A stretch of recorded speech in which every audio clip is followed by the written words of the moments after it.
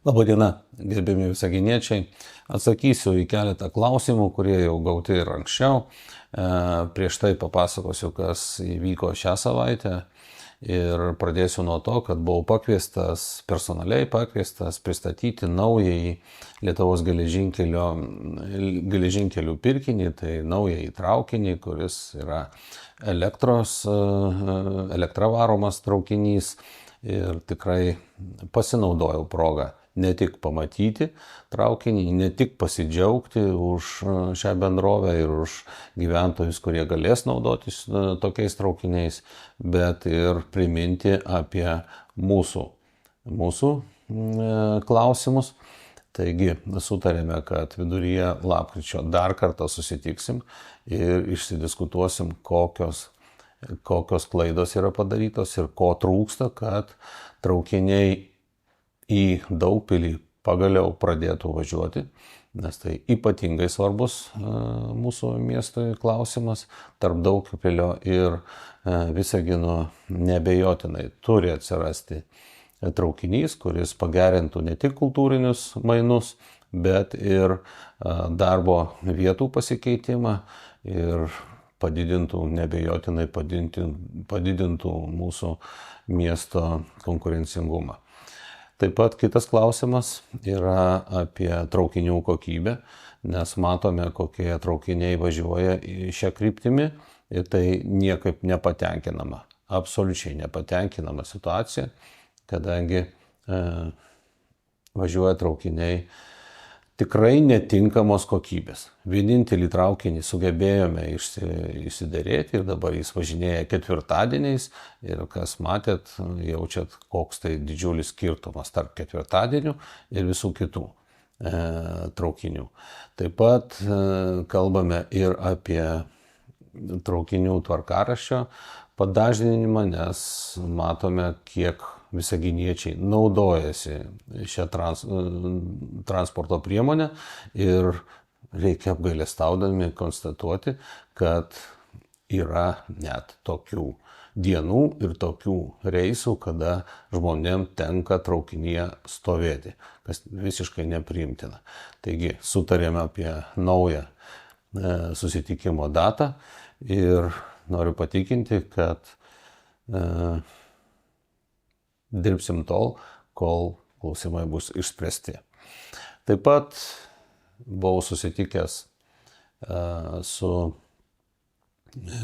inovacijų ir ekonomikos ministerijos atstovais, su pačiu ministru, reaguodamas į tai, kaip buvo pasirodęs straipsnis, kad Visagino laisvosios ekonominės zonos projektas stringa. Tai pasikalbėjome, kaip taip atsitinka ir aš buvau patikintas, kad tai tik tokio pavadinimo ir galbūt tam tikrų klausimų neišsprendimo pasekmė. Ir ministerijoje, ir savivaldybėje jokios nuomonės nesikeičia, kad yra klausimų, tai tikrai taip, juos tikrai reikia išspręsti. Ir taip pat sutarėme, kad jau maždaug mūsų namų darbai, tai yra savivaldybės galimybių studija, naujas pakoreguotas įstatymo projektas, taip pat jau atsiras maždaug už savaitės, už pusantros ir mes sėsime su ministerijos atstovais labai priimti jau galutinius sprendimus, kaip ir pajudėti, kad būtų maksimaliai greitai šita laisvoji ekonominė zona atsirastų. Nes tai tikrai patikinu, kad tai labai svarbu. Labai svarbu mūsų savivaldybei, labai svarbu visam šitam šiaurės rytų regionui. Ir tie, kurie taip džiaugiasi, kad kažkokios tai atsirado trikdis, visada mano paprastas klausimas. Tai kuo jūs džiaugiatės? Kuo džiaugiatės? Kad savivaldai kažkaip vienaip ar kitaip sunkiau įvykdyti tam tikrus tikslus, bet tai tie tikslai tai ne asmeniniai, o visos savivaldybės, viso miesto tikslai ir tai yra mūsų vaikų, mūsų miesto ateitis. Taip kad džiaugtis tuo, kad kažkoks vienas ar kitas projektas stringa, pakankamai keista, švelniai tariant. Taigi, dar vienas tikrai svarbus įvykis, kuris įvyko, tai šią savaitę įkasėme atminties kapsulę objekte, kurio statyba dabar jau prasidėjo, tai yra taip vadinamas B25 radioaktyvių atliekų saugyklos pradėta statyba ir aš sakau, tai jau yra tokis kaip ir baigiamasis etapas, nes tie tikrai ypatingai dideli darbai, kurie nematomi, ir projektavimas, ir derinimas, ir leidimų gavimai, ir vietos parinkimai, ir taip toliau, jie buvo nematomi, tačiau jie truko ilgai ir užėmė labai daug, pareikalavo labai daug pastangų. Tai tas etapas praėjo, o kada prasideda grinai statyba, tai visi galim pamatyti, galim pasidžiaugti tuo, kad statybos vyksta ir aš tą dažniausiai vadinu jau baigiamuoju etapu. Kaip ir savivaldybei. Lygiai tas pats. Tas, kas vyksta popieriniam variante, nieks nemato. Kai jau prasideda statybos, tai jau... Bet iki statybų yra labai, labai ilgas kelias.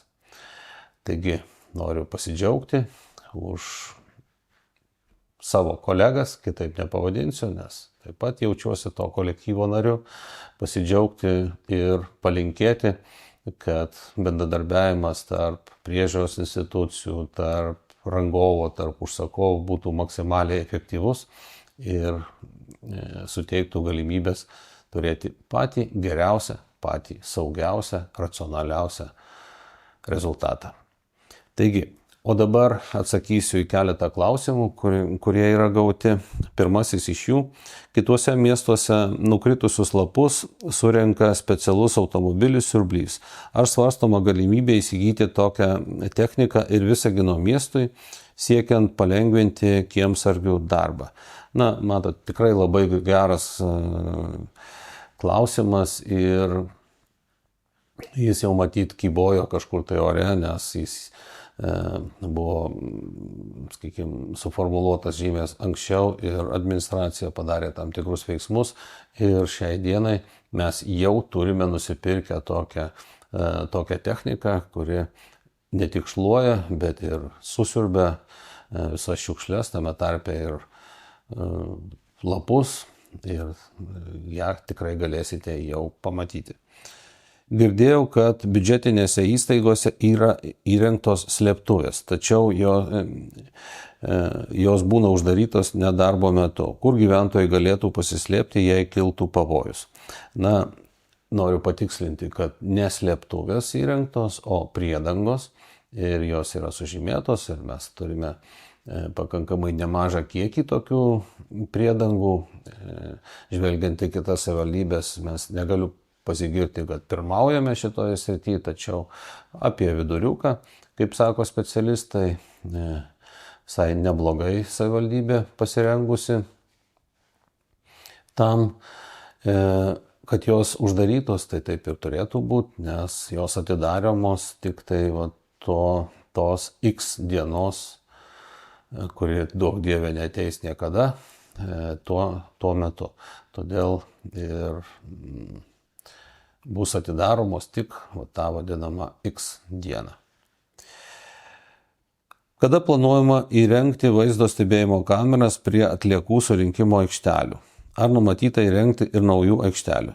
Tai pradėsiu nuo pabaigos. Tikrai taip, svarstomos galimybės, projektuojamos ir surinkimo aikštelių skaičius didės. Ir taip pat su stebėjimo kameromis jau šiemet yra nemažai kamerų pastatytos ir visos kitos kameros planuojamos į ateitį ir taip pat kameros atsiras ir 26 metais,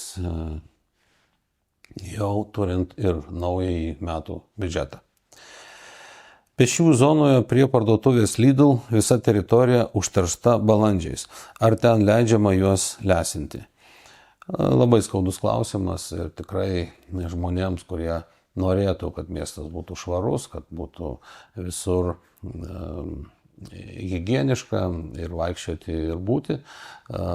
Atsakymas labai trumpas. Draudžiama. draudžiama lesinti balandžius ar kitus paukščius ir už tai numatytos ir administracinės priemonės, bauda nuo 20 iki 140 eurų tiems asmenims, kurie tą daro ir netinkamose vietose. Už antrą kartą jau baudos ženkliai didesnės, tampa 100 eurų. Ir žmonėm, kurie mato, kad kažkas daro tokius nelegalius veiksmus, yra galimybė kreiptis į administraciją arba tiesiog įvesti informaciją į mūsų tinklalapyje. Tokia rubrika yra Tvarkau miestą, taip kad laukiame ir tie pažeidėjai tikrai neliks nenubausti. Buvo skelbta apie planus mieste statyti universalią areną. Kas tai per objektas ir ar joje bus įrengta čiuožykla? Tai tikrai taip ir skelbta ir darbai vyksta.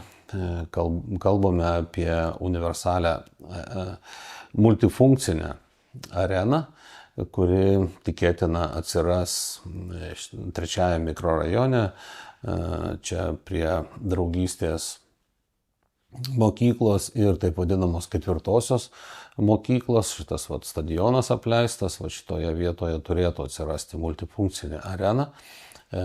Šiuo metu jau yra sutvarkyti žemės sklypai, kadastriškai turiu omeny, ten pakeista paskirtis ir apjungti sklypai, kad tokią areną būtų galima projektuoti ir statyti. Taip pat yra užsakyta jau galimybių studija, kaip tokia arena galėtų atrodyti.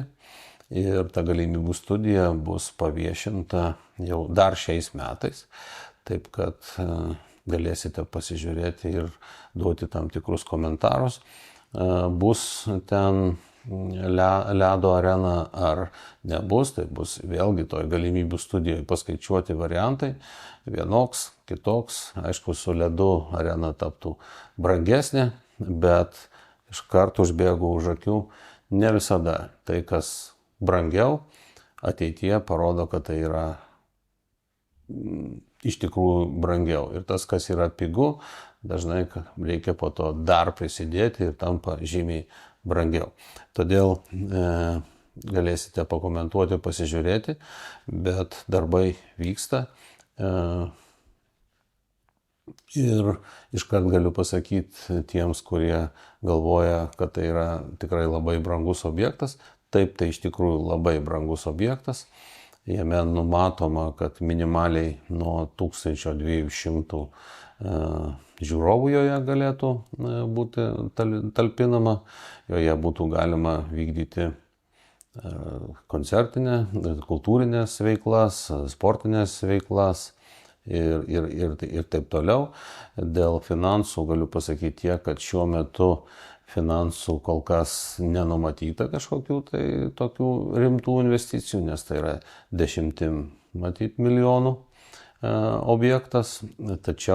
Tačiau pragmatiškai žiūrint ir į ateitį planuojant, žinau, kad jau eis į pabaigą dabartinis finansinis periodas ir prasidės 27-28 metai, kada reikės visas skirtas lėšas savivaldybėms įsisavinti ir tikrai neabejotinai atsiras lėšų, kurios bus nespėjamos įsisavinti ir savivaldybės, kurios bus pasirengę, greičiausiai gaus papildomus finansavimus. Net jeigu ir toks scenarius neįvyktų, tai yra dar vienas mąstomas scenarius, kad galime eiti kartu taip vadinamų projektų PPA, tai kartu su privačiomis lėšomis statyti tokį objektą ir pagal tokį finansavimo šaltinį po 10, 15 ar 20 metų toks objektas tampa jau savivaldybės nuosavybėje. Taigi tas objektas, tikiu, tikrai anksčiau ar vėliau tikrai atsiras.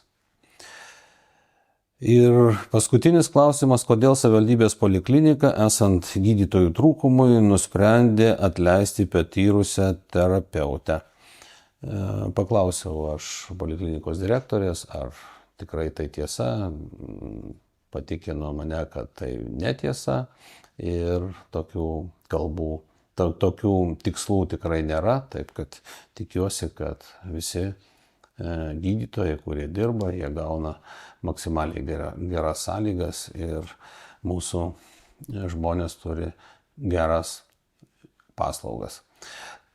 Taigi, į tuos klausimus, kuriuos šią savaitę buvau pasiruošęs atsakyti, atsakiau, atsakysiu į kitus ir kitomis savaitėmis ir noriu patikinti, kad ir administracija, ir politikai, ir mūsų gyventojai daro visas pastangas, kad mūsų savivaldybė klestėtų, dirba daug, o jeigu taip yra, viskas pas mus bus gerai.